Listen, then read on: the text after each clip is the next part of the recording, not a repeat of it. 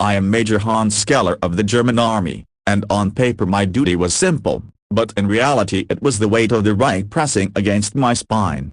By early 1945, Germany was no longer a nation advancing forward, it was a nation retreating backward through its own ruins. The Ludendorff Bridge at Remagen was not just steel and stone, it was the last unbroken artery over the Rhine, the final natural barrier between the Western Allies and the German heartland. If that bridge fell intact into American hands, the war in the West would not slow, it would collapse. That is why I was sent to Remagen, not as a hero, not as a visionary, but as a technician of destruction. For months before March 7, I studied demolition manuals, bridge schematics, explosive tolerances, and failure scenarios with obsessive precision. Every bolt, every girder, every cable of the Ludendorff Bridge became familiar to me, like bones beneath human skin. The order from high command was unambiguous: the bridge must be destroyed the moment the enemy approaches. No hesitation, no improvisation, no excuses. I oversaw the placement of explosive charges personally, ensuring redundancy upon redundancy, because failure was not an option the Reich allowed. Primary charges were installed deep into the bridge's structural points, secondary charges placed as backups, tertiary ignition circuits wired in case sabotage or damage occurred. Electric detonators were tested again and again, continuity checked, resistance measured, switches replaced if even a whisper of doubt appeared. On paper, the demolition plan was flawless. In reality, Germany in 1945 was no longer flawless at anything. Supplies arrived late, if they arrived at all, and explosives were of inferior quality compared to what we once had in 1940. Experienced engineers had been killed, captured, or reassigned, leaving me with Voxtrum recruits and exhausted soldiers who should have been home with families that no longer existed. Still, the bridge stood, and so did my duty. By March 6, reports confirmed American armored columns were approaching the Rhine faster than any model our doctrine predicted. Their logistics moved with a speed that German tactical theory could not calculate. Powered by industrial capacity we simply could not match anymore. I remember standing on the bridge that night, the Rhine flowing beneath like an indifferent witness, knowing history was narrowing toward a single moment. At dawn on March 7, fog lifted slowly from the river, revealing a world that felt suspended between survival and annihilation. Our defensive units were thin, fragmented, a patchwork of retreating formations with little coordination. Still, the bridge remained wired, armed, ready to die. By midday, reports came in rapid bursts. American infantry had reached the outskirts of Remagen. Then came the sound of distant artillery, sporadic gunfire, engines. This was not a probing attack, this was momentum. I ordered final checks on the detonator circuits, personally inspecting the firing switch one last time. The men around me looked at my hands more than my face, as if the fate of Germany was held in my fingers. When American troops finally appeared at the far end of the bridge, their presence was unreal, like ghosts stepping into a future that was not supposed to exist. They advanced cautiously at first, expecting the bridge to vanish beneath them at any second. That was the plan. Smoke filled the air as small arms fire echoed through the arches, but the structural charges were untouched. I waited until American soldiers were clearly on the bridge, close enough to guarantee total collapse and maximum casualties. This was not cruelty, this was doctrine. This was war reduced to mathematics. At precisely the moment my training dictated, I gave the order. I flipped the switch. Nothing happened. No explosion. No collapse. No roar of steel tearing itself apart. Only the sound of gunfire and the steady footsteps of American boots moving forward. For a fraction of a second, I believed the delay was mechanical, that the charges would detonate any moment. Seconds passed. Then more. The bridge still stood. Panic is not loud when it first arrives, it is cold. I ordered the backup circuit activated. Again. Nothing. The redundancy I trusted, the months of preparation, the doctrine, the certainty, all of it failed in silence. American soldiers realized the impossible was happening before we did. Their advance turned from caution to urgency, from disbelief to opportunity. Some of my men attempted to manually ignite remaining charges, risking their lives under fire, but the fuses burned unevenly, starved of proper explosive force.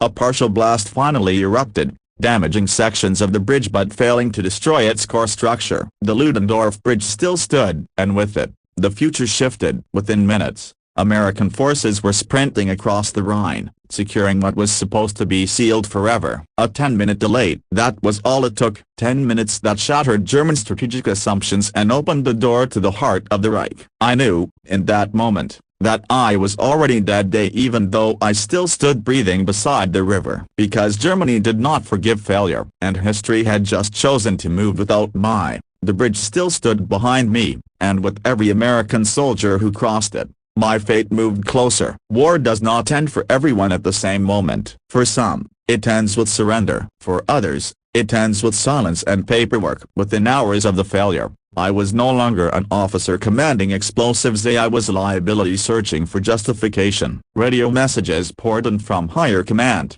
not asking what happened, but who was responsible. The Reich did not investigate failure, it assigned blame. I reported that the charges had detonated partially, that the wiring had been compromised by earlier air raids, that the explosives were insufficient in strength.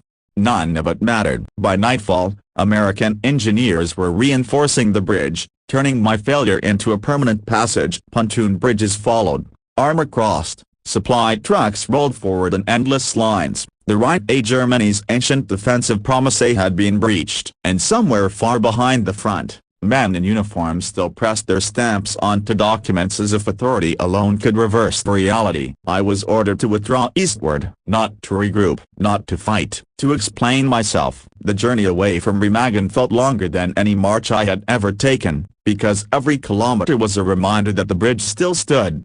At a command post, I was met not by comrades, but by faces already decided. No handshake, no chair offered, only questions sharpened like blades. Why did the primary charges fail? Why did the backup circuits not fire? Why did I not personally destroy the bridge by hand if necessary? In that room, logic was irrelevant. The Reich was collapsing, and collapsing systems demand sacrifice to preserve the illusion of control. I was arrested on the spot, my rank stripped of its weight, my authority reduced to a name on a file. They accused me not of error, but of hesitation at the unforgivable crime in a system built on absolute obedience. I was transported to a military prison as Allied bombers passed overhead, unchallenged. Germany was burning, but the bureaucracy remained precise. They convened a field court-martial, rapid and unquestionable. There was no defense counsel, no expert testimony, no technical review of explosives or wiring, only doctrine, only outcome. The verdict had been written before I entered the room. They cited failure to carry out orders under enemy contact. They cited endangering the Reich. They cited cowardice by omission. I thought of the months spent preparing that bridge for destruction, of the tests, of the redundancies, of the men who ran under fire to light failed fuses. None of it fit into their narrative. They did not want causes. They wanted closure. The sentence was death. Not after the war. Not after appeal. Immediate execution by firing squad. I was given no time to contact family. No time to write a letter that would ever be delivered. Only time to understand that Germany was now killing its officers faster than the enemy. As I waited in confinement, distant artillery thundered. American guns, now on the eastern bank of the Rhine. The irony was unbearable. The bridge I failed to destroy was now helping to destroy everything I had sworn to defend. Other officers avoided my eyes, not out of hatred, out of fear, because in failing, I had revealed how fragile the system truly was. I was not executed for losing a bridge. I was executed for proving that Germany could lose one. On the morning of my execution, no speech was offered, no final question. The paperwork had already been completed. I was escorted to a quiet area, away from the sound of battle, as if silence could restore dignity. The soldiers assigned to shoot me were young, exhausted, and avoided looking directly at my face. They followed orders because orders were all they had left. As I stood there, I realized the war had already moved on without me. American forces were pushing deeper into Germany, faster than any defensive line could form. Cities would fall not because they were overrun, but because there was no one left to command their defense. The bridge at Remagen had changed the tempo of the war. Speed had replaced resistance. Momentum had replaced strategy. My execution would not slow the Allies. It would not repair the bridge. It would not restore the Rhine as a barrier. It would only satisfy a collapsing authority desperate to prove it still had teeth. The shots came quickly. There was no ceremony, no honor, only finality. And yet, history did not end with my death, because the bridge still stood, and through it marched the. I did not live to see what the bridge became, but history does not require witnesses, only consequences. Within 24 hours of its capture, the Ludendorff Bridge was no longer a miracle, it was an artery. American engineers swarmed over it like surgeons racing against time, reinforcing weakened spans, stabilizing damaged trusses, and measuring stress with ruthless efficiency.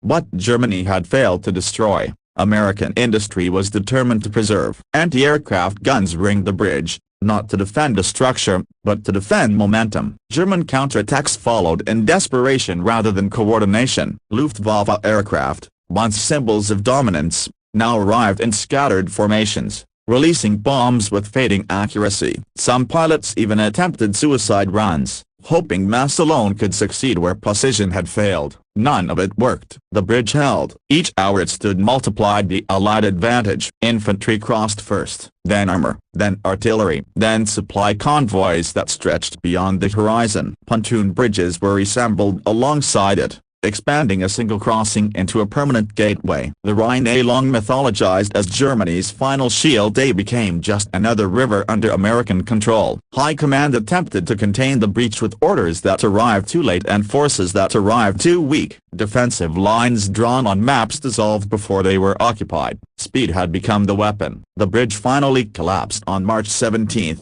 10 days after it was captured, not from enemy fire, but from exhaustion. Steel gave way under the strain of constant use, the accumulated damage of explosives, bombs, and overload. By then, it no longer mattered. More than 25,000 American soldiers had already crossed. The foothold was secure. The invasion of central Germany was irreversible. Historians would later argue about whether the war could have lasted weeks longer without the bridge, but none would argue that it could have been stopped. Remagen did not end the war by itself. It changed its rhythm. From that moment on, Germany was no longer retreating strategically. It was collapsing structurally. Cities fell faster than orders could be written. Units surrendered not because they were defeated, but because they were surrounded by inevitability. The Western Allies advanced with a confidence that no longer feared natural barriers. Rivers, mountains, and fortifications lost their meaning. Industrial velocity, factories,